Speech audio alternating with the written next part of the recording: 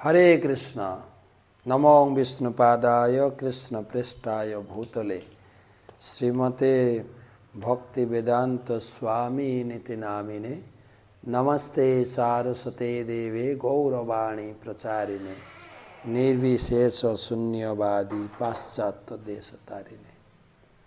आसছে জয়া একাদশী, মাঘ মাসের শুক্লপক্ষের জয়া একাদশী। মাধব তিথি ভক্তি জননী যতনে পালন করি, কৃষ্ণ বসতি বসতি বলি পরম আদরে বরি। এই একাদশী তিথি ভগবানের খুবই প্রিয়। মাধব তিথি ভক্তি জননী যত্নের সহিত একাদশী ব্রত পালন। শুক্লপক্ষের মাঘ মাসের শুক্লপক্ষের একাদশী তিথি জয়া, এই একাদশীর নাম জয়া একাদশী। এই একাদশী পালন করলে জয় আপনার হবেই, জয় হবেই। আর তাছাড়া মাঘ মাসের কত তিথি, সরস্বতী পূজা গেল, তারপরে অদ্বৈত সপ্তমী, তারপরে একাদশী, একাদশীর পর দিন দ্বাদশীতে বরাহ দ্বাদশী, বরাহ দেবের আবির্ভাব, তারপরের দিন নিত্যানন্দ ত্রয়োদশী, নিত্যানন্দ প্রভুর আবির্ভাব। একটার পর চলছে অনুষ্ঠান। আর মাঘ মাসের মূল ব্রত হচ্ছে স্নান। বছরের 12টা মাসের 3টা মাস খুবই প্রসিদ্ধ, গুরুত্বপূর্ণ। বৈশাখ মাসে জলদান, কার্তিক মাসে দীপদান, আর মাঘ মাসে তীর্থে গিয়ে স্নান। আপনার আশেপাশে গঙ্গা নদী, যমুনা নদী বা যে কোনো নদীতে গিয়ে স্নান করেন। তারপরে প্রয়াগ, ত্রিবেণী সঙ্গম, গঙ্গা সাগর, এ সমস্ত জায়গায় স্নানের মাহাত্ম্য রয়েছে। তাই জয়া একাদশীতে ভোরে উঠে ব্রহ্ম মুহূর্তে উঠবেন, তীর্থে স্নান করুন।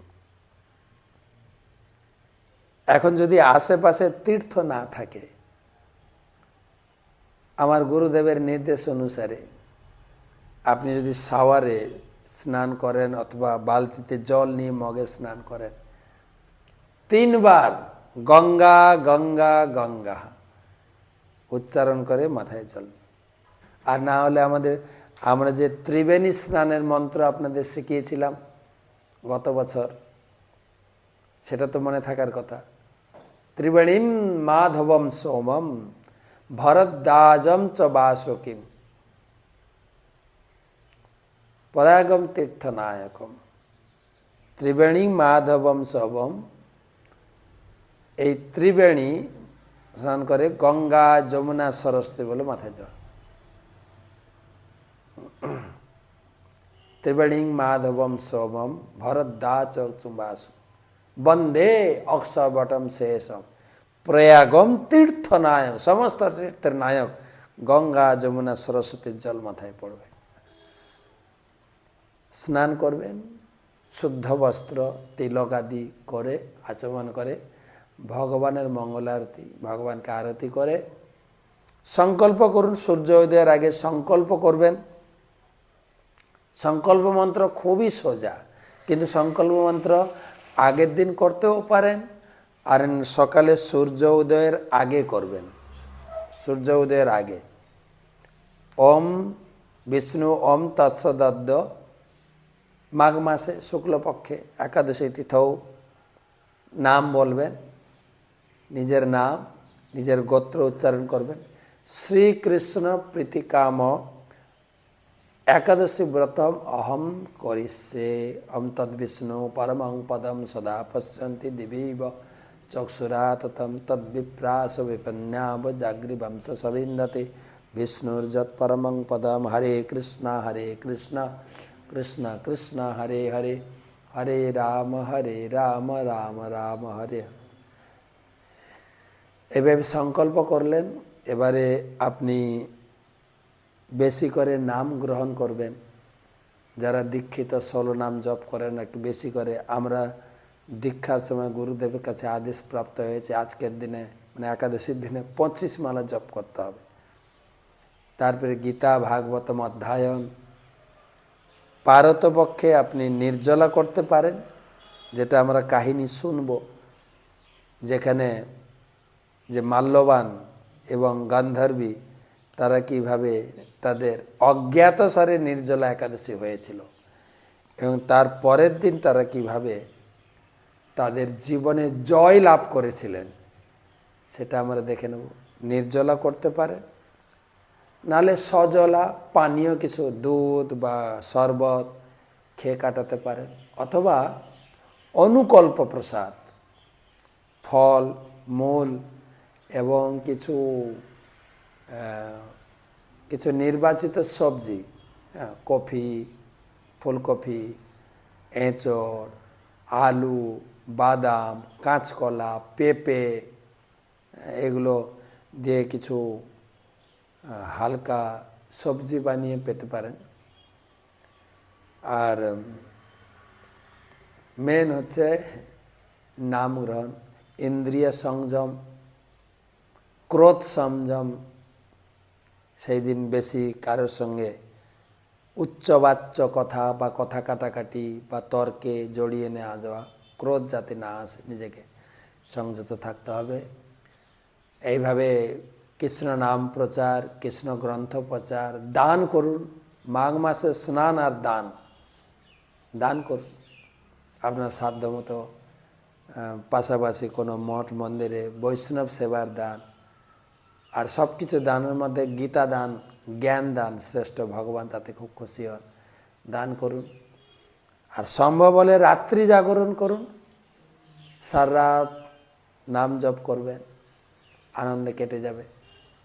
আর পরের দিন সকালে উঠে পারণের সময় দেখে, পারণের সময় দেখে পারণ করবেন।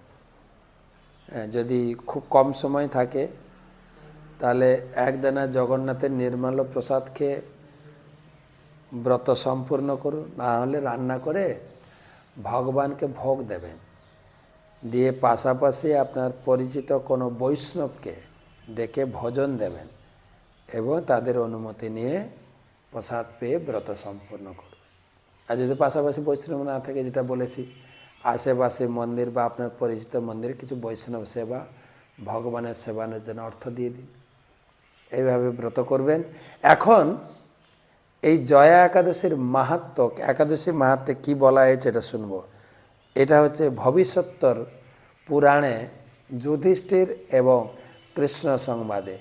যুধিষ্ঠির মহারাজ জিজ্ঞেস করছেন, হে কৃষ্ণ, হে জগৎপতি কৃষ্ণ আদিদেব, তুমি 4 প্রকার জীব সৃষ্টি করেছ, সেদজ, অন্ডজ, উদ্ভিজ, জরায়ুজ। এই সমস্ত 4 প্রকার জীবের মূল স্রষ্টা আপনি, আপনি জগৎ সৃষ্টি করেছেন। এখন আমি আপনার কাছে এই মাঘ মাসের শুক্লপক্ষের একাদশী মাহাত্ম্য শুনতে চাই, দয়া করে বলুন। কোন দেবতার পুজো করতে হয়, কিভাবে তিথি পালন করতে হয়। ভগবান কৃষ্ণ বলছেন, হে রাজেন্দ্র, মাঘ মাসের শুক্লপক্ষের একাদশীর নাম হচ্ছে পাপ হরণকারিণী জয়া একাদশী। এই একাদশী ব্রত পালনকারীকে জয় এনে দেয়, প্রেতজনি প্রাপ্ত হতে হয় না, পাপ হরণ, মোক্ষ ফলদান বিষয়ে এই ব্রতের মতো আর শ্রেষ্ঠ ব্রত দ্বিতীয় আর নাই। পদ্মপুরাণে বর্ণিত এক কাহিনী আপনাকে বলবো। স্বর্গলোকে ইন্দ্রের রাজত্বে দেবতাগণ সুখে বাস করেছিলেন। নন্দনকাননে প্রস্ফুটিত পারিজাত পুষ্পের আমোদিতে অমৃত পানকারী অপ্সরাদের বিহারে ইন্দ্র খুব সুখেই ছিলেন। একবার ইন্দ্র বহুত প্রসন্ন হয়ে 50 কোটি নায়িকাদের এক নৃত্য উৎসব করাচ্ছিলেন স্বর্গে। সেখানে পুষ্পবন্ত নামক এক গন্ধর্ব গায়ক ছিলেন। চিত্রসেব নামক গন্ধর্ব তার কন্যা ও স্ত্রী মালিনী সমব্যবহারে তথায় উপস্থিত ছিলেন। এবং মালিনীর এক পুত্র ছিল মাল্যবান। পুষ্পবতী নামে এক গন্ধর্বী গন্ধর্ব মাল্যবানের উপরে মোহিত হয়ে পড়ে। এক গন্ধর্বী, তার নাম হচ্ছে পুষ্পবতী আর মাল্যবান, তারাও সেই স্টেজে গান করছিলেন, কিন্তু একে অপরের প্রতি আকৃষ্ট হয়ে যায়। একে অপরের রূপলাবণ্যে আকৃষ্ট হয়ে তারা যে তালে তালে গান ধরছিলেন, গানের ক্রম ভঙ্গ হচ্ছিল। তো ইন্দ্র বুঝতে পেরেছেন, বলে এটা আমাকে অপমান নয়, এত বড় সভায় তোমরা স্টেজে এইসব করছো, আমি অভিশাপ দিচ্ছি, তোমরা এই স্বর্গ ছেড়ে মর্তলোকে পিশাচত্ব লাভ করো, পিশাচ হয়ে যাও, স্ত্রী পুরুষ পিশাচ স্বরূপ প্রাপ্ত হয়ে এই মর্তলোকে তাদের দুঃখ কষ্টের জীবন অতিবাহিত করতে লাগলো। খুব দুঃখ কষ্ট, সেই পর্বতে জঙ্গলে ঘুরতে ঘুরতে তারা একদিন নিজের নিজের আত্মসমীক্ষায় প্রবৃত্ত হল, যে আমরা কি এমন পাপ করলাম যার ফলে আমাদের জীবনে এত কষ্ট, আমরা তো স্বর্গে ছিলাম। আর হতে হতে হঠাৎ ভাগ্যক্রমে মাঘ মাসের এই শুক্লপক্ষের শ্রেষ্ঠ প্রসিদ্ধা জয়া একাদশী উপস্থিত হলো। পিশাচিনী সেই পুষ্পবতী আর মাল্যবান, তারা নানা দুঃখের মধ্যে অভুক্ত। ওই দিনটা এই নিজেদের আত্মগ্লানি আত্মজ্ঞানী চিন্তা করতে করতে তাদের সারাদিন অতিবাহিত হয়ে গেছে। চোখের জল ফেলতে ফেলতে, খাওয়া দাওয়া হয়নি, সূর্য অস্তাচলে চলে গেল, সারা রাত ক্ষুধা তৃষ্ণায় ঘুম হলো, শীতের ঠান্ডায় কাঁপতে কাঁপতে রাত্রে ঘুমও হয়নি। নির্জলা একাদশী হয়ে গেল আর তাদের রাত্রি জাগরণ হয়ে গেল। আর সকালে সূর্য উদয় হতেই তারা আর জীবন ধারণ করতে পারল না, তারা মৃত্যুবরণ করল। না, ভুল বললাম, তারা মৃত্যুবরণ করেনি। তাদের সূর্য উদয় হতেই তাদের শরীর সমস্ত সেই পিশাচত্ব, সেই সাপগ্রস্ত শরীর থেকে মুক্ত হয়ে পুনরায় তারা সে আগের দৈব শরীর, দেবতা শরীর প্রাপ্ত হলো। পুষ্পবতী আর মাল্যবান দিয়ে তারা আনন্দে স্বর্গলোকে পৌঁছে স্বর্গরাজ ইন্দ্রকে প্রণাম করলেন। ইন্দ্র দেখে অবাক, কি ব্যাপার, তোমরা কি করে পাপ থেকে মুক্ত হলে, সাপ থেকে মুক্ত হলে? কোন ঠাকুর, কোন দেবতা, কোন ঋষি তোমাদের সেই পাপ থেকে মুক্ত করলেন? তখন তারা বললেন যে আমরা বিষ্ণুর প্রতি ভক্তিপরায়ণ সেই পবিত্রা জয়া একাদশীর প্রভাবে সাপ থেকে মুক্ত হয়েছি। আর এটা শুনে ইন্দ্র খুব খুশি হলেন। ইন্দ্র বললেন, তোমরা হরিবাসর ব্রত একাদশী করে তার কৃপা লাভ করেছ, তোমরা আমারও পূজ্য, তোমরা থাকো স্বর্গে, সুখে বাস করো। আর ভগবান কৃষ্ণ বলছেন, হে রাজন, এই কারণে একাদশী ব্রত তো সকলের করণীয়, সকলের করা উচিত। যে একাদশী ব্রত প্রভাব, বিশেষ করে এই জয়া একাদশী সমস্ত প্রকার পাপ, ব্রহ্মহত্যা পাপ সমস্ত প্রকার কলুষমুক্ত করে, এবং এই ব্রত পালনের আনুষঙ্গিক ফল, এটা তো ভগবত ধামে ফিরে যাব, আনুষঙ্গিক ফল হচ্ছে দান, যজ্ঞ, তীর্থস্থানাদি সম্পূর্ণ হয়ে যায়। এই ব্রত পালন করলে তীর্থে স্নান, যজ্ঞ সবার ফল লাভ করবে।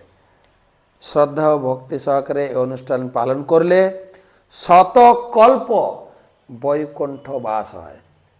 আর এই মাহাত্ম্য যিনি শ্রবণ করবেন, এই তিথির মাহাত্ম্য পঠন আর শ্রবণে অগ্নিষ্টভ যজ্ঞের ফল লাভ হয়। তো ভালোভাবে করুন, আগের দিন থেকে প্রস্তুত থাকেন, যারা নিয়মিত একাদশী করেন তারা তো করছেনই, করবেন। আপনাদের উৎসাহ অনুপ্রেরণায় আমি একাদশী মাহাত্ম্য বললাম। আর যারা করেন না, শুনে মাঘ মাসের খুব একটা অসুবিধা হবে না, পারলে আগের দিন একটু নিরামিষ খান, আর দ্বাদশী তো নিরামিষ খাবেন, মাঝখানে একাদশী, 3 দিন বহুত পুণ্য লাভ করবেন এবং জীবনের অপ্রাপ্ত কিছু প্রাপ্ত হয়ে যাবেন, যার তুলনা করা যাবে না। জয়া একাদশী তিথি কি! ধন্যবাদ।